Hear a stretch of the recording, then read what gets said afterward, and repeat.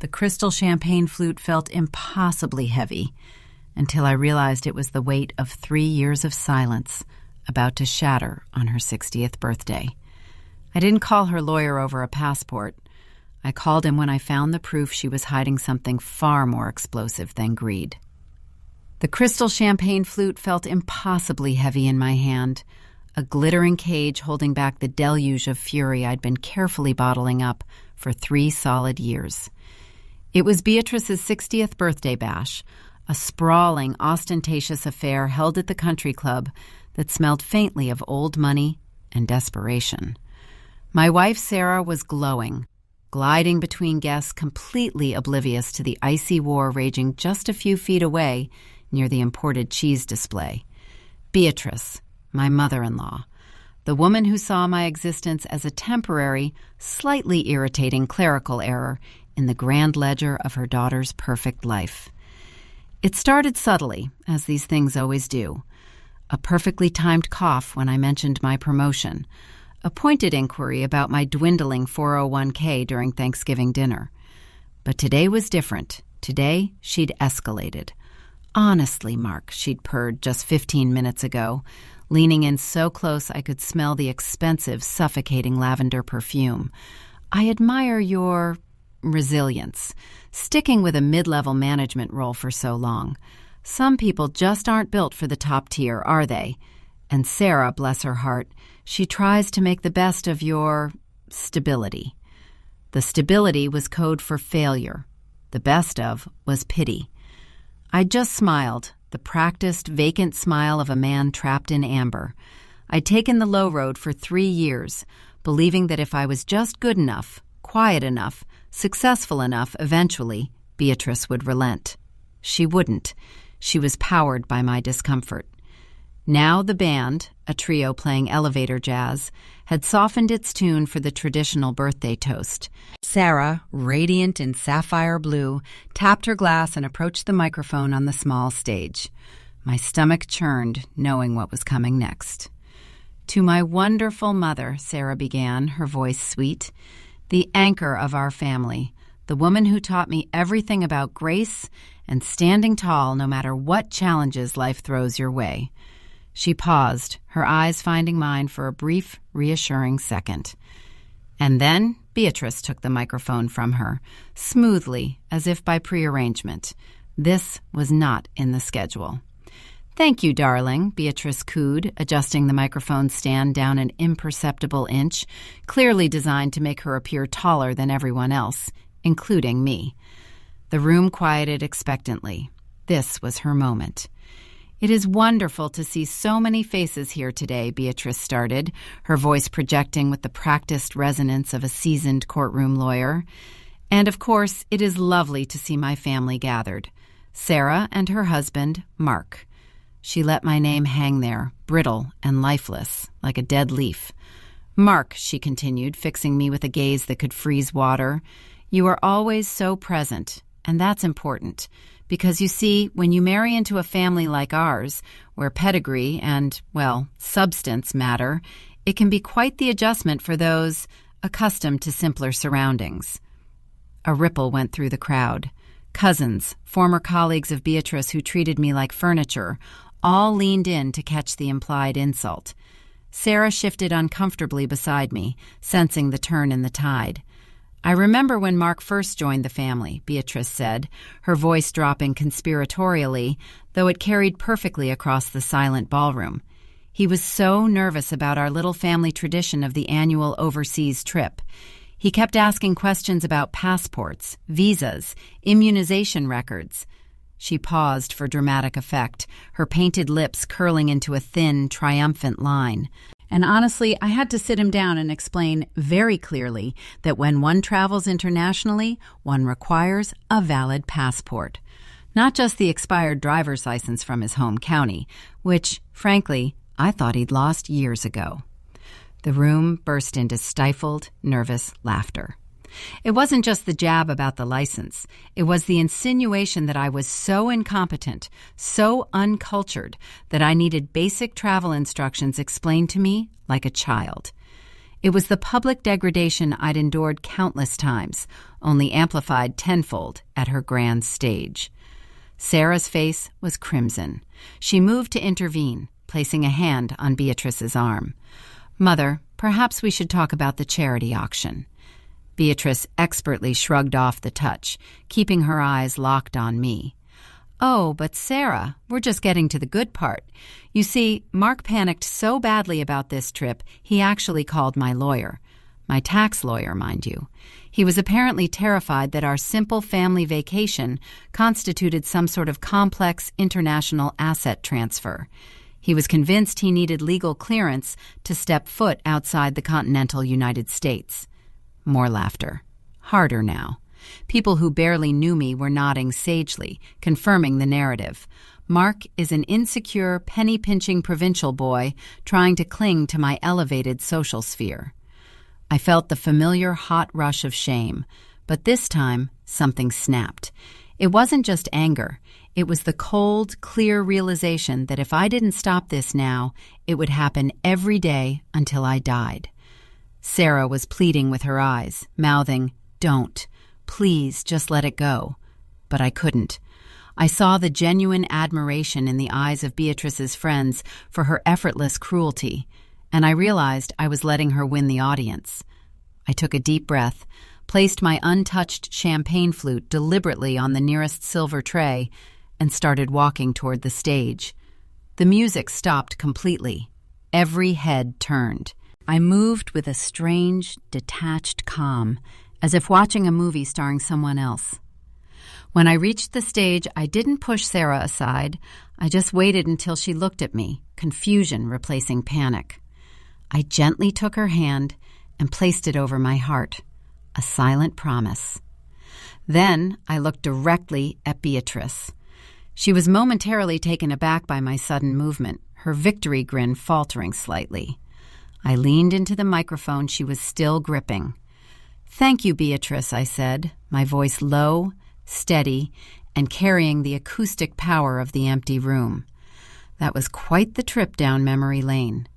It's fascinating how memory works, isn't it? Beatrice tried to pull the microphone away. I held steady. "Because I remember that trip very differently," I continued, ignoring her sharp intake of breath. "I remember the lawyer being called, yes, but it wasn't by me. It was by you, Beatrice." The room went dead silent. Sarah squeezed my hand so hard I thought my fingers might break. "You see," I pressed on, my eyes boring into hers, "the issue wasn't my driver's license. The issue was the offshore holding account you set up for Sarah's inheritance 3 years ago, the one you told everyone was a standard trust fund. I didn't call your tax lawyer to ask for clearance to travel." I paused, letting the weight of the accusation settle. I could see the color draining from Beatrice's perfectly powdered cheeks. "I called him," I finished, my voice barely above a whisper, yet booming through the speakers, "because I had uncovered evidence that the structure you created wasn't just about managing assets. It was designed to ensure that if Sarah and I ever divorced, I would receive absolutely nothing. Even the modest gifts my parents had given her over the years would be flagged as family contribution and clawed back. You weren't worried about my passport. You were worried about my paperwork."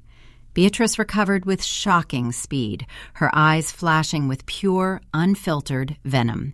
She snatched the microphone back with a violent jerk. "This is outrageous slander. Mark, you are mentally unstable. Security," she shrieked, turning to the nearest, most imposing waiter. "Get this man out of here. He's fabricating stories."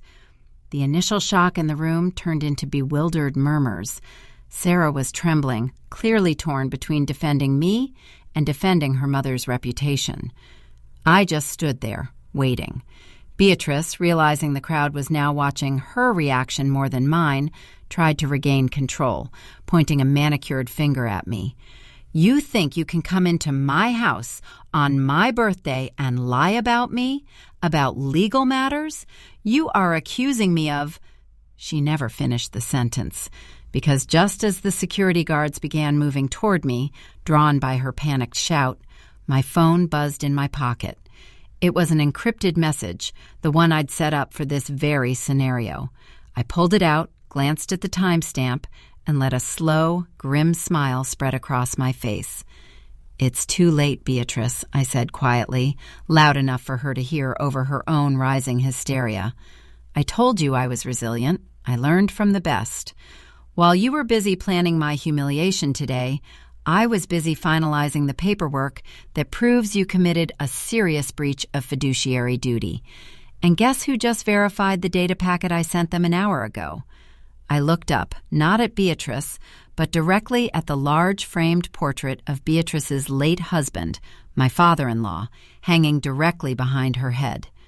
"The state attorney's office," I stated, "the one that handles complex financial misconduct." Beatrice's face went slack. Her grip loosened on the microphone, and it clattered against the stand. She looked not at me, but past me, as if seeing the flashbulbs of 100 news cameras suddenly aimed at her perfectly curated life. The music did not resume. The silence held, thick and suffocating, waiting for the next move. And then, from the main entrance, I heard the unmistakable heavy tread of unfamiliar boots entering the pristine ballroom. The sound of those boots wasn't the polite shuffling of hired security. It was the rhythmic, deliberate march of people accustomed to gaining entry where they weren't invited. The murmurs in the crowd evaporated instantly, replaced by a tense, collective holding of breath. Beatrice, whose composure was usually ironclad, looked like a statue that had just been struck by lightning. Her eyes darted around the room, searching desperately for an ally, a hole in the floor, anything. Sarah's grip on my hand tightened further, her eyes wide with terror, not for herself, but for her mother. "Mark, what did you do? Who is that?" she whispered fiercely, pulling me slightly behind her, instinctively shielding the woman who had spent years trying to erase me. "I told you," I murmured back, my gaze fixed on the entrance. "I learned how to build proper defense structures. You don't fight an attack on your entire life with smiles and silence. You fight it with leverage." Two figures entered the reception area, ignoring the shocked guests and the frantic, pale-faced waiters. They weren't wearing uniforms that suggested local police. They were sharply dressed in dark, tailored suits that didn't quite belong in a social club setting, exuding an aura of cold, official scrutiny. One was tall, lean, and carried a slim briefcase. The other, slightly shorter, scanned the room with unnerving efficiency. They moved with the focused determination of people who had a specific target and zero patience for pleasantries. They headed directly for the stage, cutting through the frozen audience like twin icebreakers. Beatrice found her voice, though it was strained and high-pitched, stripped of its usual honeyed veneer. "I demand to know who you people are. This is private property. Security!" she shrieked again, attempting to rally the stunned staff. The tall man stopped 10 feet from the stage. He didn't raise his voice. In fact, his tone was almost bored, making his words all the more chillingly effective. "Mrs. Harrington, we are here regarding an inquiry initiated by the Regional Financial Compliance Office concerning irregularities in the management and declaration of assets held under the Harrington Family Trust, dating back to 2018. Beatrice physically recoiled, stumbling backward against the floral centerpiece, sending expensive orchids tumbling. "This is a misunderstanding. My financial advisor handles—" "We are aware of your advisor, Mrs. Harrington," the second agent interrupted smoothly, stepping forward. He held up a document, clearly laminated or protected, though he didn't offer it for viewing. "Your advisor, Mr. Hemlock, has been cooperative. He corroborated the digital breadcrumbs you left when attempting to restructure those specific offshore holdings after your late husband's final revisions to his will became public knowledge." My heart hammered against my ribs, but outwardly I remained the picture of calm expectation. This was the part where I finally got to witness the consequences of years of silent preparation. Sarah finally understood the gravity of the situation.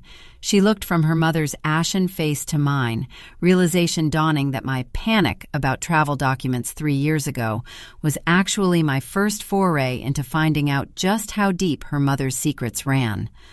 "Mark," Sarah whispered, her voice cracking, Did you set her up?"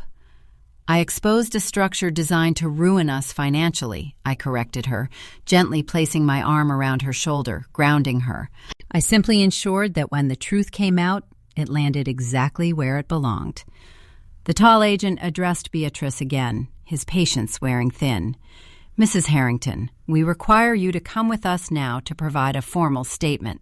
We have reason to believe you may have utilized shell corporations to shield significant, undeclared funds that legally belong to your daughter's estate, which you have been managing."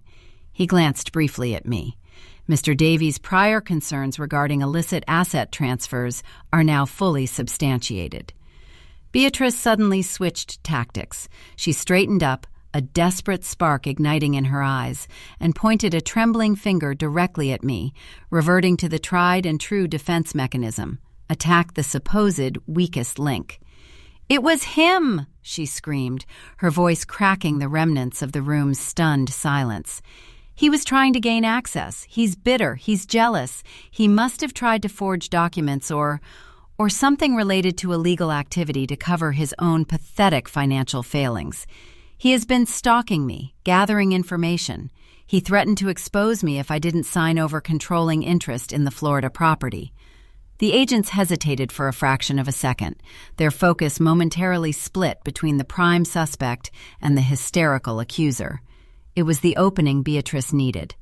In one swift, desperate move, she bolted, not toward the exit, but directly toward the large, elaborate wedding cake that dominated a nearby display table.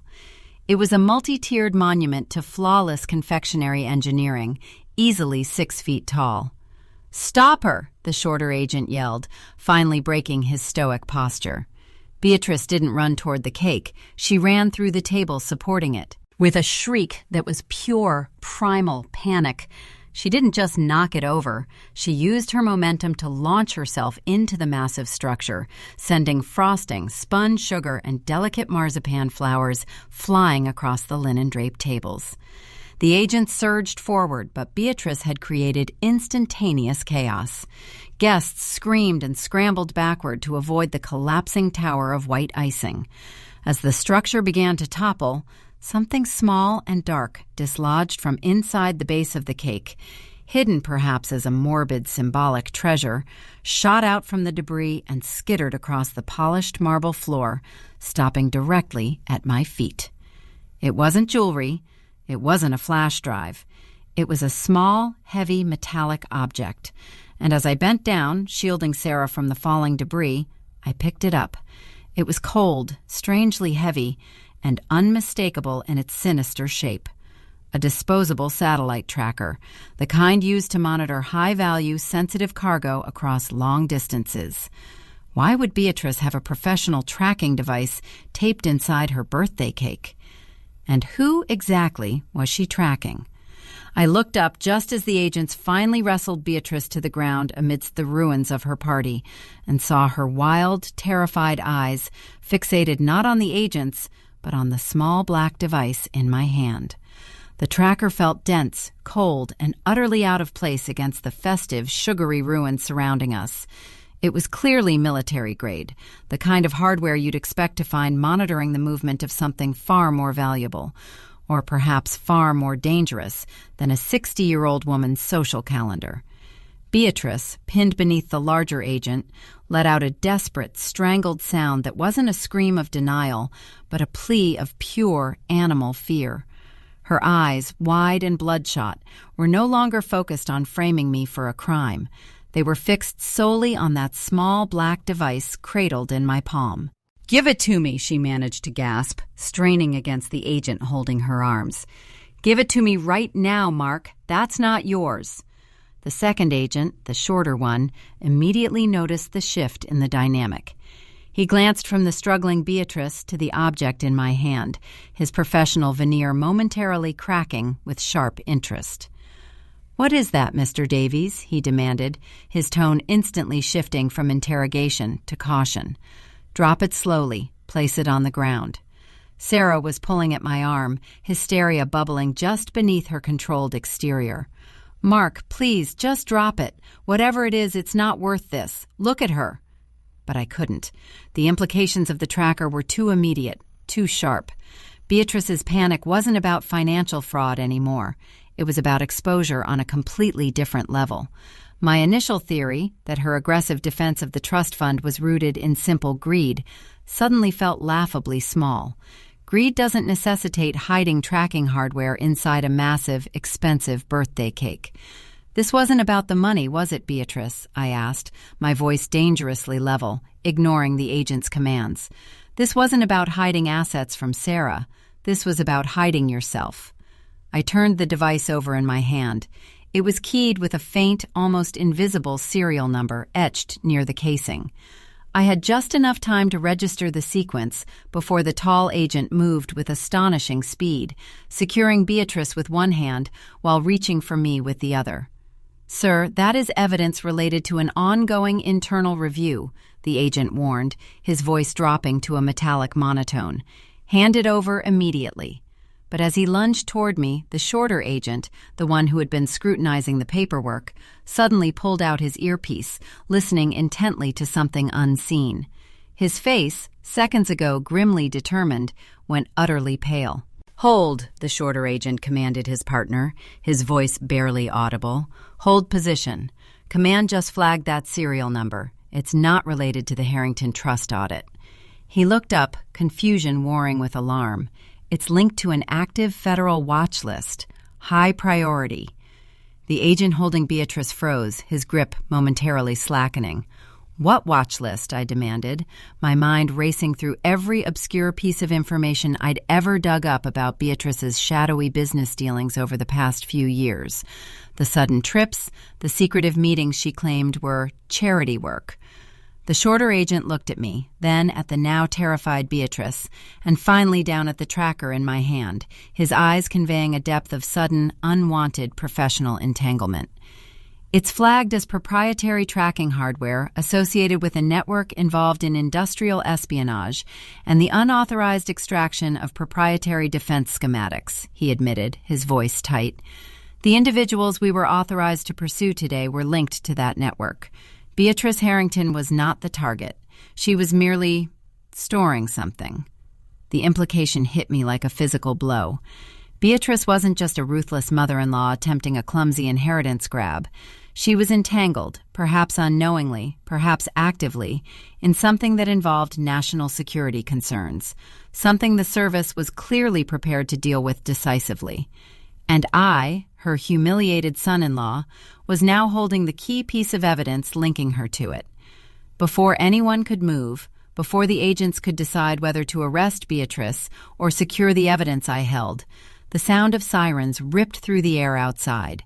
These weren't the familiar localized wail of local patrol cars. These were deep, multi-toned sirens reserved for emergency responses, and they were stopping right outside the country club's main entrance. The two agents exchanged a look of shared, dawning horror. They had come under the guise of a quiet financial compliance review. Now, the cavalry, or perhaps the cavalry of a completely different, far more aggressive branch of law enforcement, was arriving, drawn by the digital ping of the tracker I was holding. "Sir, drop the device now," the tall agent repeated, his voice losing all pretense of courtesy, sounding now like a direct threat. "Whatever you think you know, you have just intercepted evidence related to an ongoing operation concerning national security interests. You are now interfering with federal agents." Beatrice let out a choked, triumphant laugh, utterly unhinged amidst the ruins of her party. "See, I told you! He's a criminal! He's one of them!" As the sound of heavy boots hitting the pavement outside grew louder, signaling the arrival of the new contingent, the shorter agent made a split-second decision. He moved to restrain Beatrice with more force, but his eyes never left me or the tracker. "Mr. Davies," he barked, his voice edged with true alarm, "your wife, get her clear of this room. Now. If the team arriving now is who I think it is, they won't be distinguishing between evidence handlers and accessories. They'll secure everything inside that radius." But I couldn't move. Not yet. I looked down at the tracker in my hand, then at the digital readout on my phone that confirmed the other alert, the one I had set up 3 years ago, the one verifying the financial breach. The two threads had suddenly, violently converged. Beatrice's petty cruelty had been a distraction, a smokescreen for something infinitely more dangerous. Just as the grand ballroom doors burst inward with a resounding crash, revealing not uniformed officers, but grim-faced men in dark tactical gear, a final, terrifying realization struck me.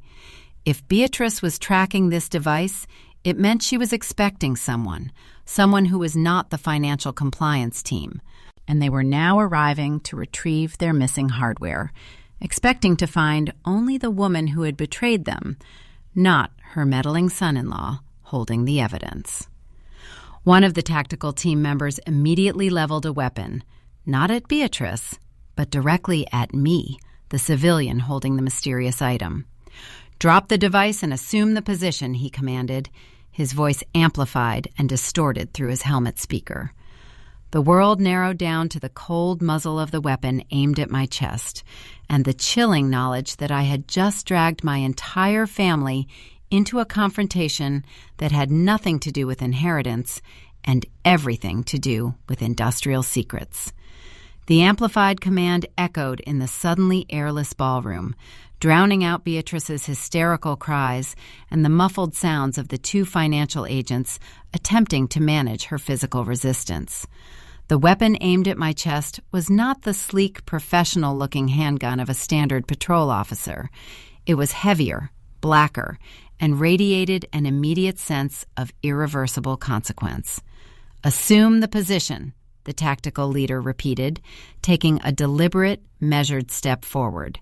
His team fanned out instantly, securing the perimeter, their movements precise, bypassing the screaming guests who were now huddled against the walls, hands raised in stunned surrender.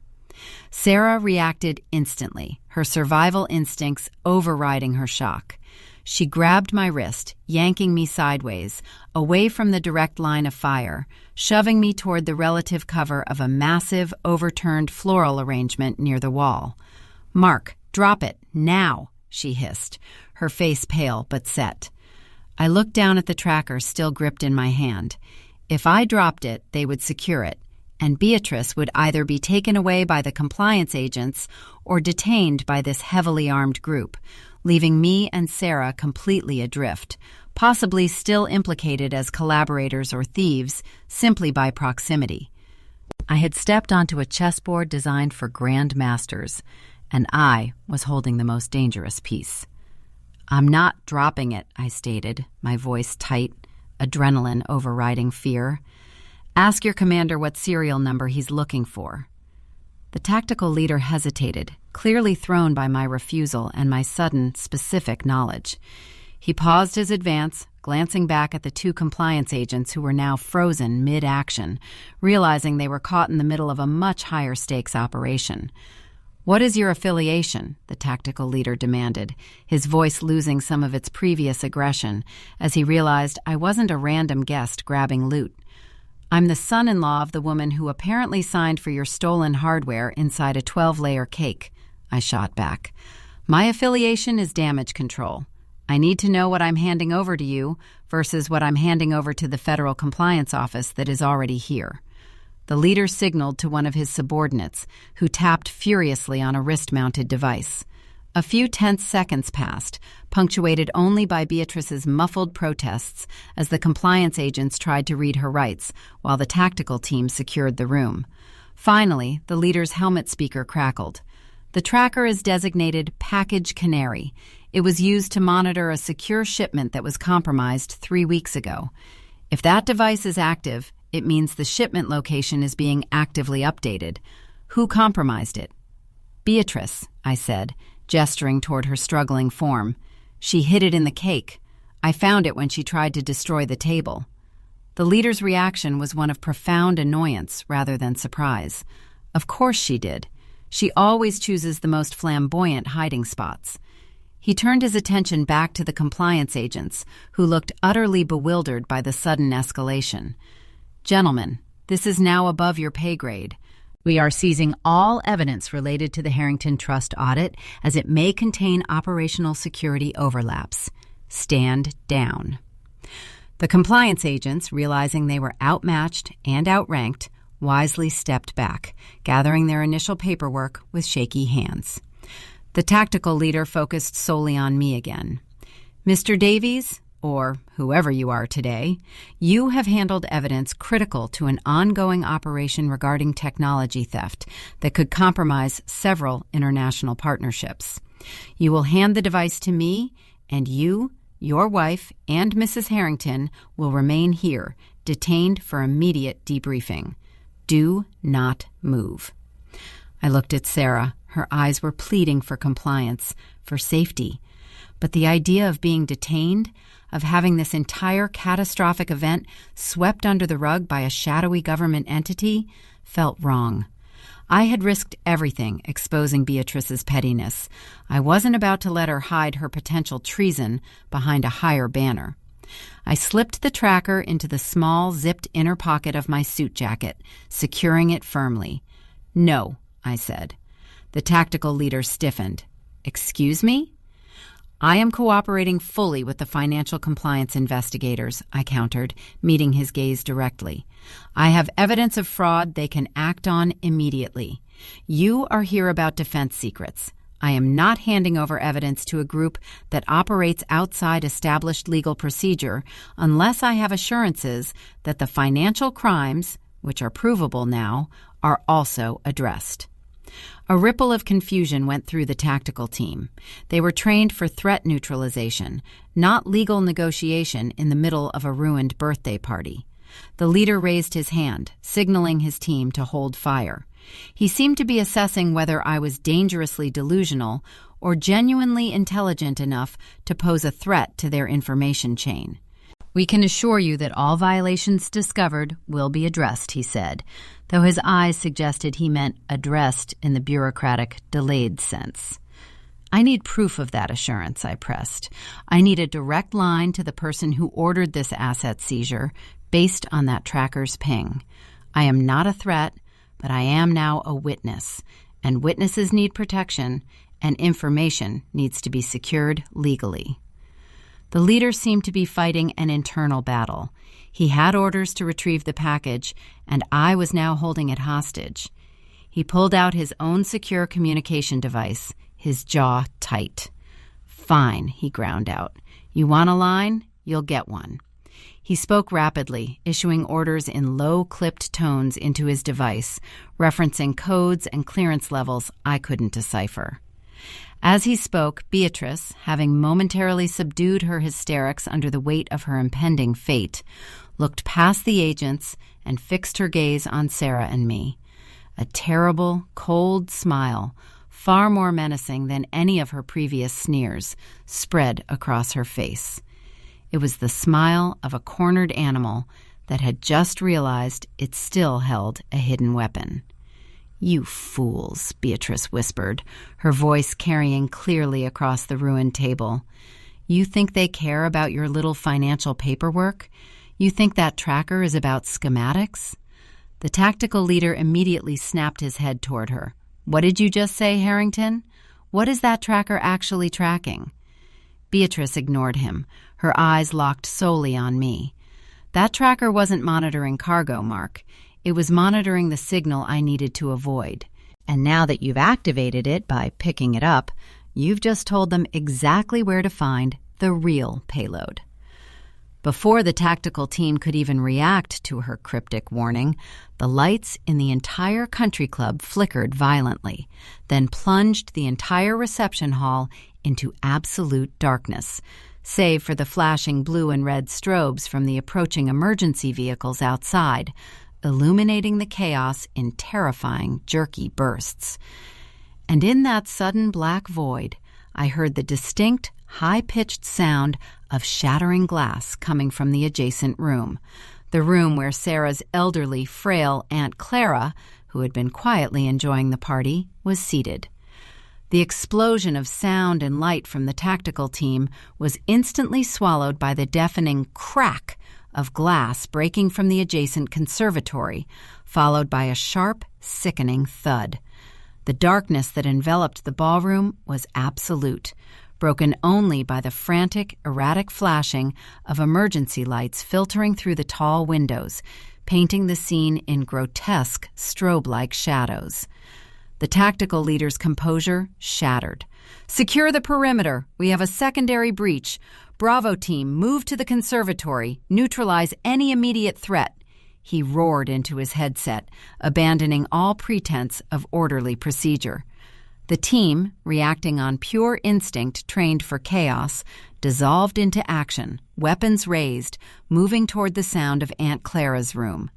In the confusion, the compliance agents, realizing they were entirely outmatched by this sudden, violent escalation, made a tactical retreat, pulling Sarah and me toward the relative safety of the main corridor entrance, away from the combat zone the ballroom had become. "Mark, we need to go, now!" Sarah pulled me hard toward the exit, her earlier panic now channeled into sheer adrenaline-fueled flight. I hesitated, my gaze locked on the area where Beatrice was last seen.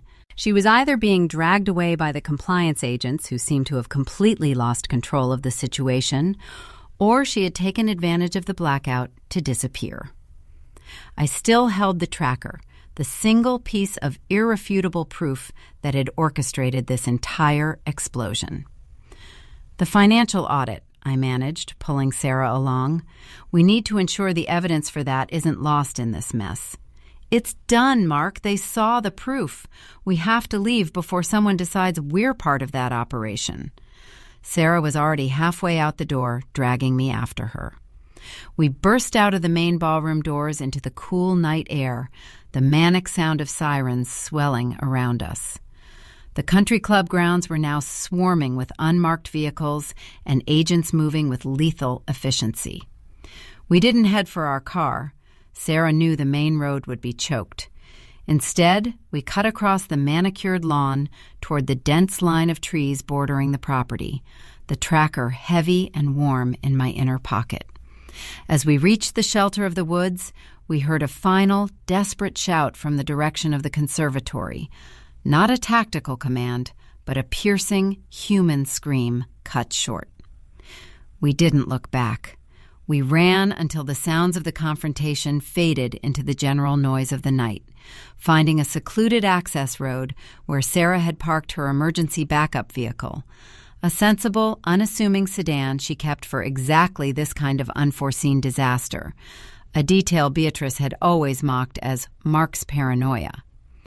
Huddled inside the car, driving away from the flashing blue and red lights reflecting off the distant grand clubhouse, the silence between us was heavy with the cost of the battle. "Aunt Clara," Sarah finally choked out, tears finally breaking through. "She was so frail. What happened to her?" I gripped the steering wheel, my knuckles white. "I don't know. Beatrice said the tracker was monitoring a signal to avoid. If that signal was triggered by the power going out or by someone else entering the building." I pulled over again onto a deserted back lane, needing a moment to process the sheer, terrifying scale of what Beatrice had been hiding beneath her superficial cruelty. I reached into my jacket and pulled out the tracker. It was still warm. I knew that whatever payload Beatrice was hiding, it was now either secured or compromised by the heavily armed team. I pulled out my phone, navigating past the frantic, unanswered texts from friends and family. I opened the encrypted communication channel I had established with the Financial Compliance Office days before, the one that had officially corroborated my findings on the trust fund fraud. I sent a single, concise message attaching the tracker's serial number and the details of the armed intervention, along with a secure scan of the tracker itself. "Beatrice Harrington is compromised regarding industrial espionage, tracker Canary Serial XXXXX. Financial fraud audit superseded by national security incident. Financial evidence secured and transferred to your office. Advise on next legal steps concerning Sarah Harrington. We need immediate legal protection from any residual claims related to the Harrington Trust, which is now demonstrably rooted in illegal activity. Within 30 seconds, a reply pinged back. It was a secure, official response, direct from the lead auditor I had been corresponding with. Mr. Davies, we have received your transfer. Due to the nature of the asset protection violations and the current ongoing investigation involving proprietary information, the Harrington Trust and all associated liabilities have been legally frozen, pending full inquiry. Your compliance and swift action in securing financial evidence are noted. A dedicated legal counsel will be in touch within 12 hours to provide you and Mrs. Davies with full immunity and asset protection, pending your testimony. You are safe. Do not contact Beatrice Harrington or anyone associated with her operations. I leaned back against the headrest, the tension draining out of my body, leaving a hollow exhaustion. The humiliation had ended. The fight had ended. Beatrice, in her desperation to hide a secret far deeper than mere embezzlement, had triggered a response that destroyed her social standing, likely her freedom, and potentially more, all while I walked away, not just unscathed, but legally vindicated and financially protected. I looked at Sarah, who was staring blankly ahead. "We're safe," I whispered, the words tasting strange after years of fighting for respect. "The financial side is handled. We have lawyers incoming." Sarah turned to me, tears finally drying on her cheeks, replaced by a hard, unfamiliar resolve.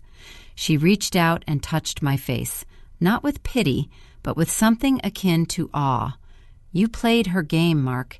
You waited until she felt completely safe, and then you brought down the entire house of cards. All those years of her condescension, you just spent them collecting ammunition." I managed a weak smile, looking back toward the distant glow over the trees where the chaos still reigned. "I learned from the best at being underestimated, Sarah. I just decided to use those lessons against the one who taught them." The sun was beginning to break over the horizon, casting a pale, hopeful light on the interior of the car. The era of Beatrice's dominance was over, shattered not by a dramatic public confrontation over money, but by the cold, calculated exposure of a far more sinister deception. I had fought back, not with anger, but with strategy, and in the ruins of her perfect party, I had finally, irrevocably, won.